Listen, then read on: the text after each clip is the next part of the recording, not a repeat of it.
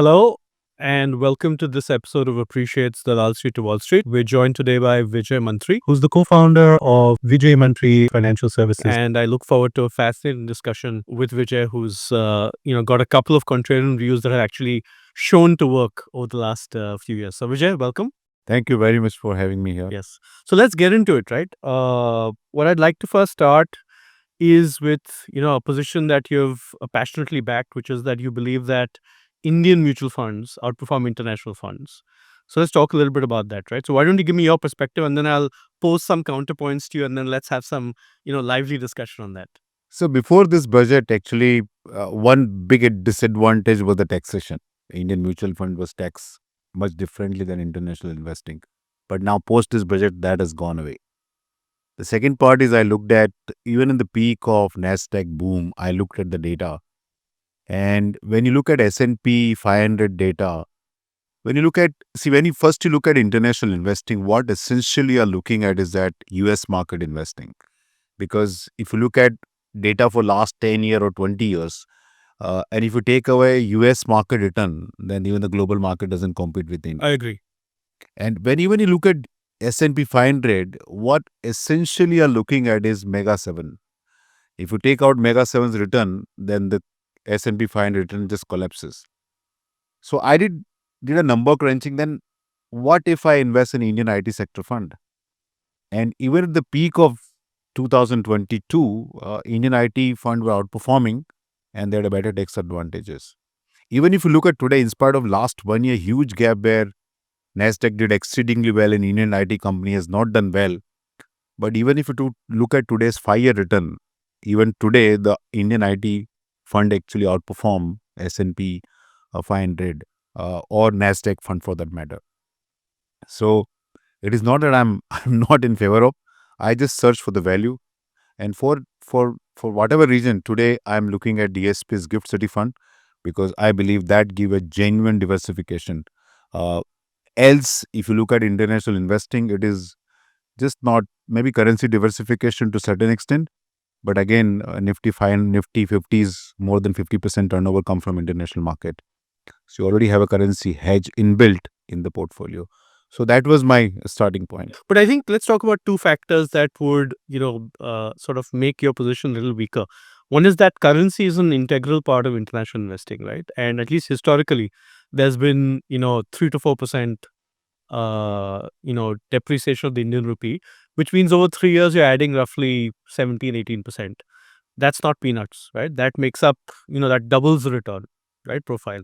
So it's very hard to talk about international investing and ignore currency because part of the reason you invest internationally, and I agree with you, it's US focused, is currency. That's one. Second is if you really look at, and yes, there's the big seven, right? But increasingly, if you look at outside the S&P 500, sectoral funds, there are a number of sectors that don't exist in India, which have extremely high upside potential, right? Whether you take biotech, whether you take the recent sort of AI, whether it's hardware-based AI or it's software-based AI, and you don't have the opportunity to invest here. So if you take both those things, which is, let's say over 3 years, 17, 18% initial return, and the ability to invest in sectors that don't exist, don't you think there's a very compelling reason to go international? I'm not saying you should move all your portfolio there, right?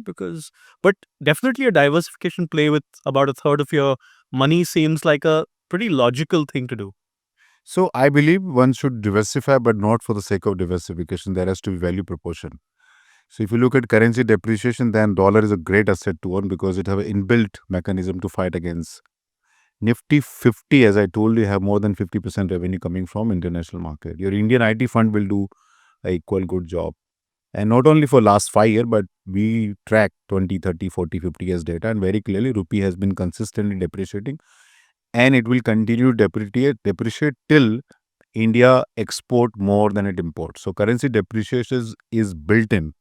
There's no question about it.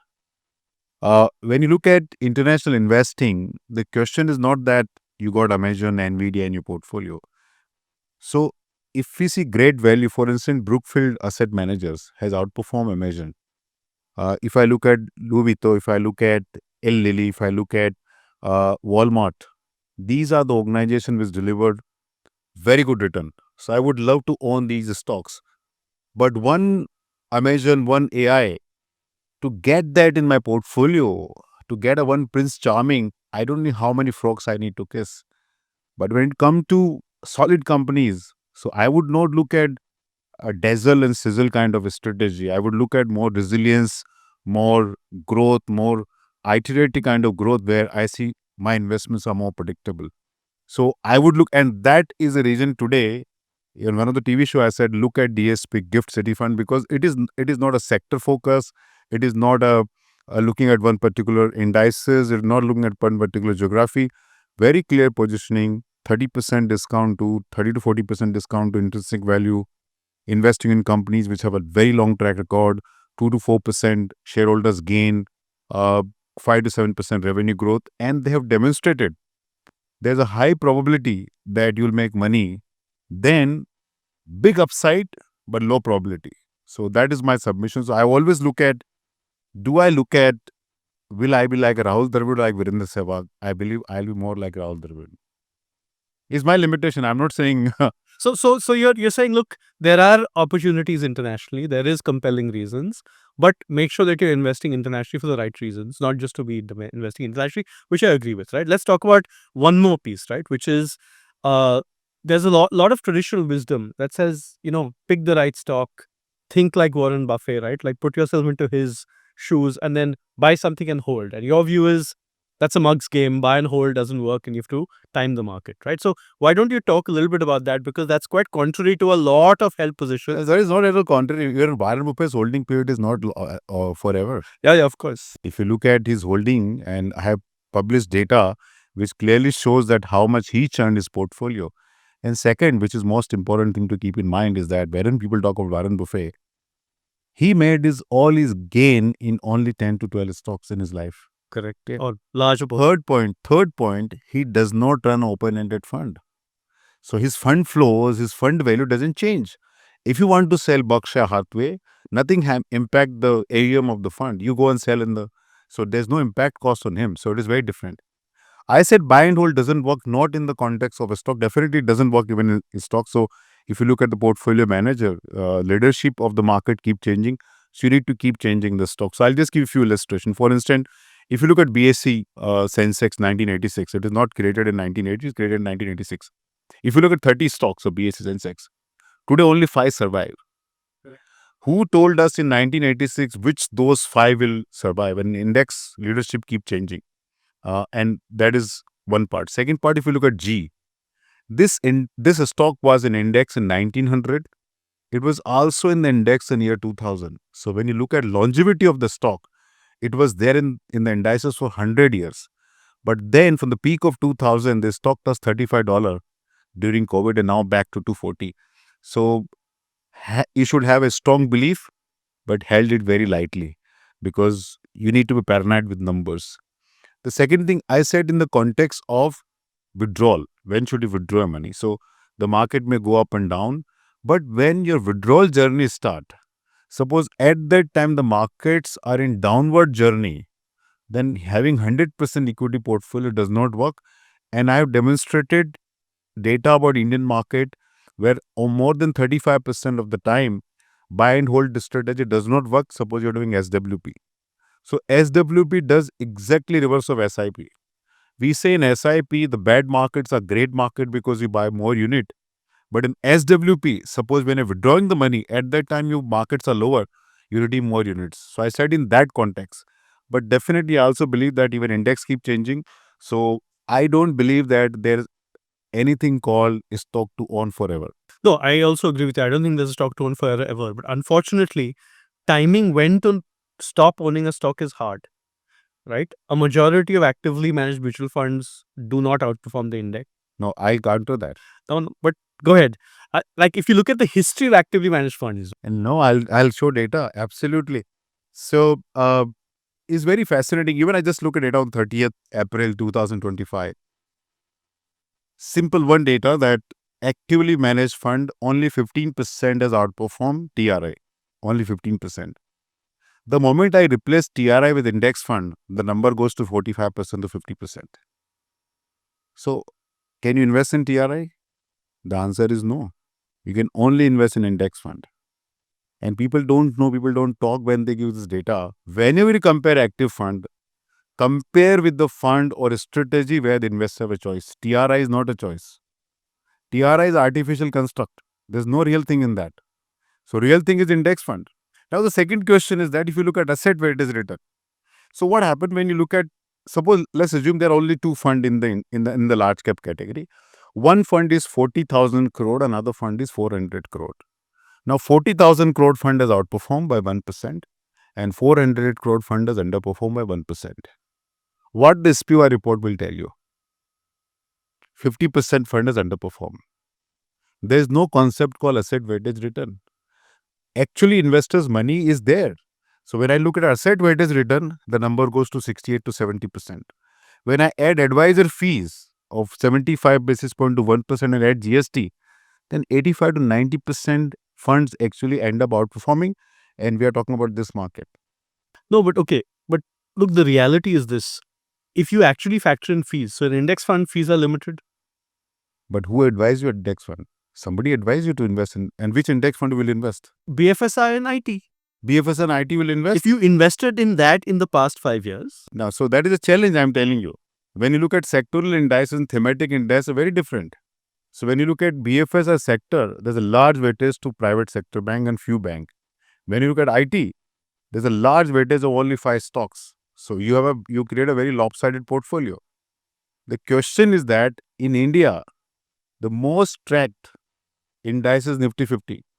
The largest number of inflow in Nifty 50 index fund and ETFs, they are the biggest. 90% of the active, so passive money goes there. And if you look at Nifty 50, it is one of the worst performing indices. No, that's what I'm saying. So I get you. There are some indices that will not perform, right? But okay, for example, if I had chosen to invest in the SIP 500 or the NASDAQ 100, I would have outperformed most of your Indian active funds. I'll show you data. It is very different. I'll tell you. I think you cannot compare passive funds and include advisory fees there. That defeats the purpose, right? Anyone who is saying taking advice to invest in passive funds. So basically what you're saying that you are so good, you will choose the right indices. You are so good, you will manage your behavior. If that is a logic, if that is a logic, we stay in the buildings where we have all the gyms, all the swimming pool. How many people are using it? Now that's habit. Behavior is more important. But we put mathematics before behavior in investing, and that that disturb that people believe I'm saving something, and they end up destroying everything. No. So I think there is always. So let's come back to an analogy, right? You have a gym in your building. Let's use the same one. You have a gym in your building. The question is, do you use the gym or not? And therefore, the value of the personal trainer is not so much what he teaches you or she teaches you when you are in the gym, but getting you into the gym in the first place. Yes. Right? So, fair enough. So, I think if you look at the value for an advisor in coming in and helping you continue to invest on a regular basis, that's there.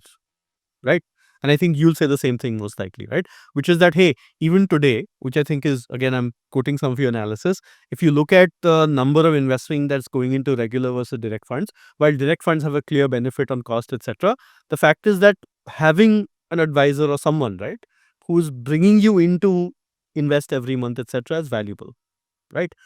But I want to keep that separate from, hey, if you have the ability to invest on an ongoing basis, if you have the discipline, then you'll do much better, I believe, using a reasonable set of index basket versus an active fund. Because even in the active fund, you have to choose, right? But let's come to the other point, which is, why do you think that advisors play that important a role? Because you'd agree with me, right? Saying that they have a role to play. What is it that's so difficult about discipline that makes advisors valuable in your view? So it's very interesting. The part of the brain which is responsible for discipline, the same part of the brain feel the pain. So we know what we need to do to stay healthy. We don't need anybody to come and tell us. So I take my illustration at my home. My son tell me avocado is great, this food is great, that food is great, but you end up ordering samosa only. So knowing is very different. But doing is very different, and people underestimate doing part. People focus so much on knowing part, and doing part is the most difficult thing to do. So exactly the biggest role a gym trainer plays is not to tell you what to do. Even you stand at one place and jump, you'll walk out. You will stiff it. His role is to wake you up at 6 o'clock Correct. and bring you on the yoga mat or on the gym. But that we don't appreciate because there's no glamour in that. The glamour lies in I'm telling you this is the body muscle you should work on, that is a body muscle. These are I think elementary. But we started focusing too much on these things. इसमें पैसा बचेगा, ये पैसे भी active है, उसको gym में लेके आओ. In India, beating market is not a question. I think meeting the market is a bigger challenge in my opinion. And I think we should put more focus, whether you do through passive, whether you do through RIA or MFD. I think we should bring more investor to participate in the equity market. Right. So let's talk about one more topic that I know you're passionate about, which is from a sectoral perspective, right? We have some sectors that do well, some sectors that don't do well. Uh, you know, while we may not have all the choice in India, we have a number of sectors that we can invest in. What's your take on ranging from, so let's pick up IT, finance, defense, and pharma, right? What's your take on these four sectors, and where do you think, if I were, an investor looking to invest in a sectoral index, right? How should my calculus be? So first of all, I differentiate between sector fund and thematic fund for various obvious reasons. One is that when you look at sector fund, the revenue pool come from by and large one source. So for me, defense, railway, infra, ITs are sectoral fund because the pool of revenue is by and large the same. The second is the number of stocks available to invest are very limited. So if you look at IT indices, top 5 stock will account for 85%. So I don't look at sector that much. I look at sector only when they are significantly underperform and deliver negative return, which is very counterintuitive. Nobody look at investing that way. So I look at theme, and for instance, pharma is a theme. So I don't call it pharma, I call it healthcare. Because it's just not the question of drug manufacturing company. You have a diagnostic center, your CDMO, API, drug manufacturing, a specialty hospital. So the sector is much more wider. Second, when you look at BFSI, it is no longer the banking industry. So your bank, NBFC, gold loan company, personal loan company, mortgage company, then your capital market, stock exchanges, rating agency, wealth management company, brokerage company, health insurance, life insurance. So you have a lot of contradictory businesses. So that pool is much, much bigger. So if, for instance, if you look at defense, you have only 12, 13 stock to make meaningful portfolio. But if you look at BFSI, you have more than 100 stocks to look at creating portfolio. Same with healthcare and same with manufacturing and same with consumption. So I look at these four themes where we believe that there's a mega trend at least for next 10, 20 years. So I believe BFSI, manufacturing, healthcare, consumptions are the theme where you have contradictory businesses available to you, unlike a sectoral fund. So I would look at Yeah. What do you think about manufacturing, especially as India makes a big push and there's sort of, China and Southeast Asia volume coming to us, right? Because manufacturing now becomes a lot more, right? Electronics manufacturing, which used to be non-existent, is coming in, right? Manufacturing of high-tech parts is coming in. This will all become part of manufacturing in terms of a larger mega theme. Are you excited by that or less so? Yes, yes, very much. So I'm very much excited about. So for instance, let's look at mobile telephone. A lot of people say that India is this is sourced from this place, this is sourced from this place, and we are just assembly line. But the part for interesting part is nobody make iPhone. The design is from USA, some part come from China, some part come from Netherlands, some part come from Japan, some part come from Taiwan. The question is how much value add you take. 10 years back, we used to make only 7-8% value add. Today, we're making close to 20%. China, which is light year ahead of us, just contribute 35 to 40%. And we are picking 20% number. And this number is only going to go up. So in my opinion, manufacturing is very exciting thing. And lots of states are fighting with each other to be part of it. So I believe, yes, manufacturing. So I told consumption, manufacturing, BFS and healthcare are real mega theme. Why not energy? Because we're in a age where our energy needs are going to continue to go up, right? The biggest driver is going to be data localization, where all data centers will now be local. Yeah, so and so you're absolutely right. And energy is a fantastic theme. And perhaps very few country in the world are as capable as India is in producing both thermal, natural gas, and renewable. So we have everything. We have abundance of all these things. So, and if you see fantastic data, last 50 years, just except last 3-4 years, The energy demand in US used to be in single digit, low single digit, now hitting double digit because of AI, GCCs and all that.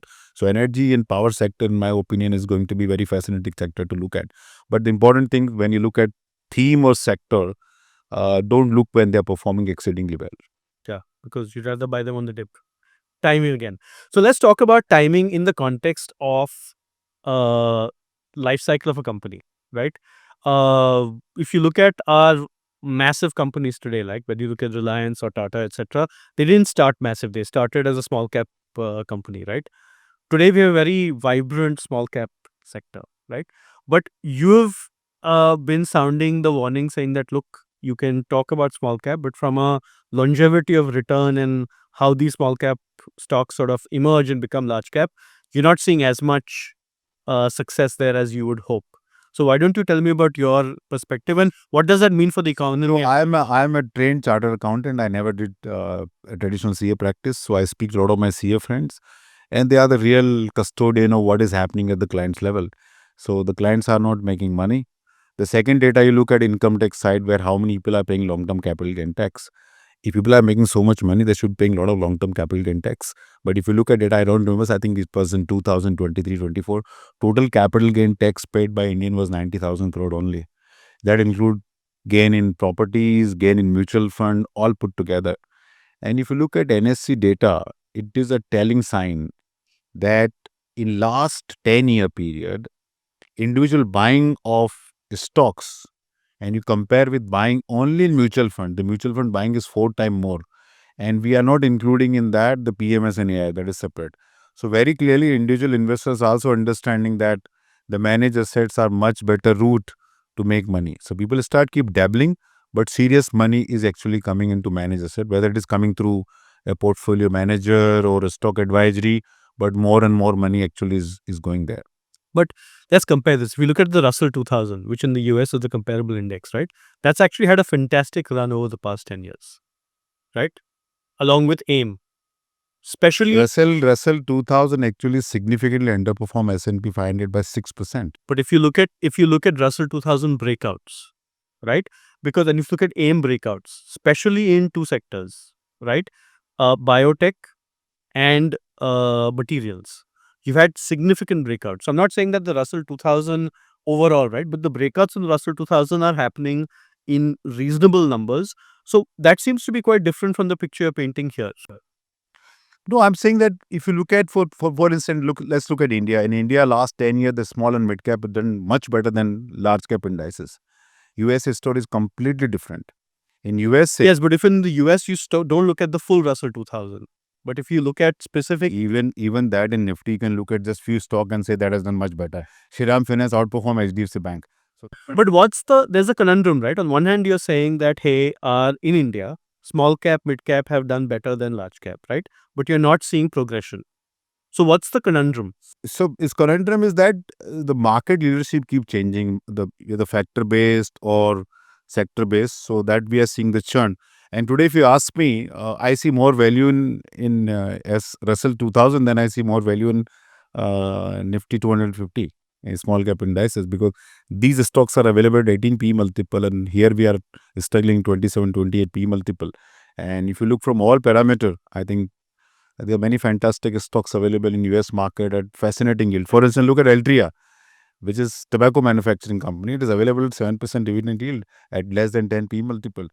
I'm not saying you go and own it, but I think it's worth examining. From a financial basis, if you set aside your convictions. Absolutely. So point is that I'm agnostic toward anything.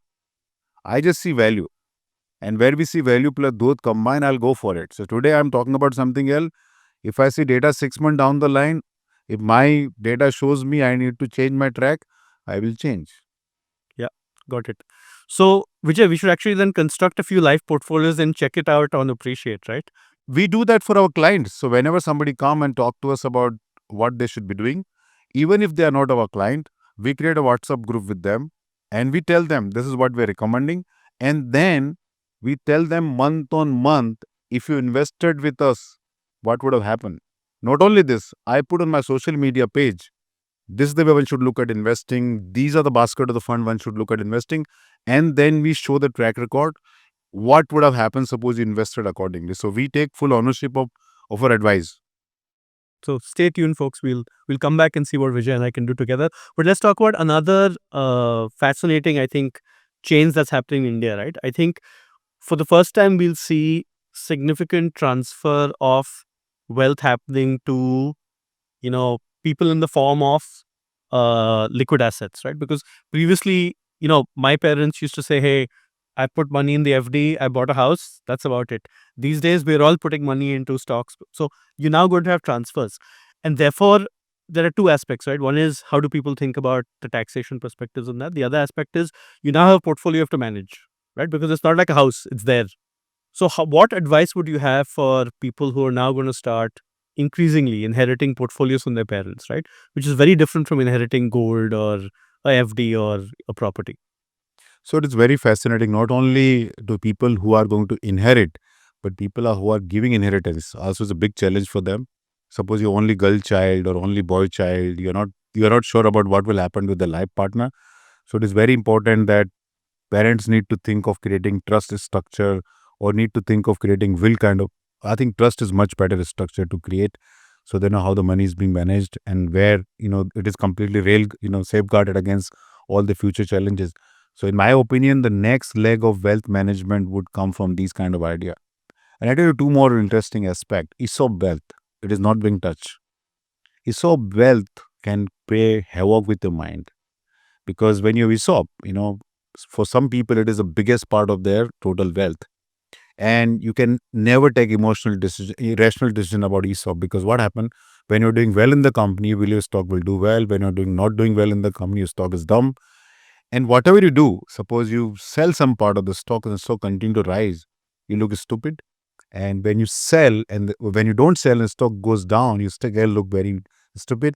And the question is, people will ask you, "Ya तेरे को अपनी company के बारे में idea नहीं था क्या?"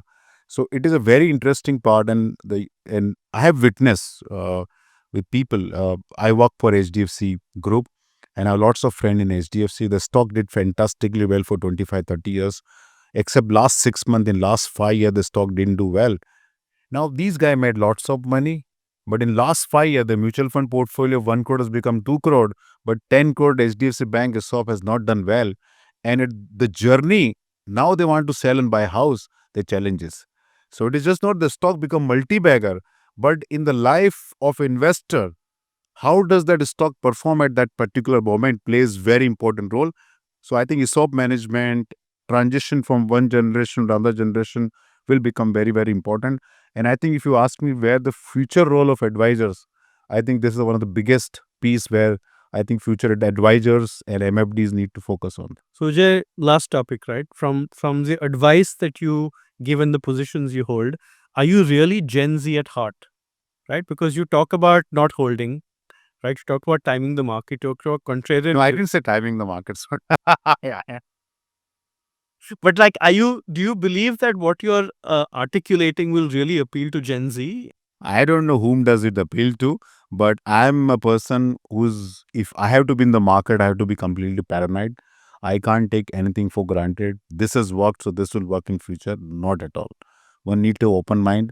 So today I take a stand that this is what I should not do. 3 months down the line, I see the data. Not 3 months down the line. 3 hours down the line, if I see the data, I'll change my opinion. So I'm completely driven by data, and then so strong belief held lightly. Awesome. Vijay, lovely to chat with you. And folks, we'll do something with Mantri. Check it out on the Appreciate platform soon to come. Thanks, Vijay.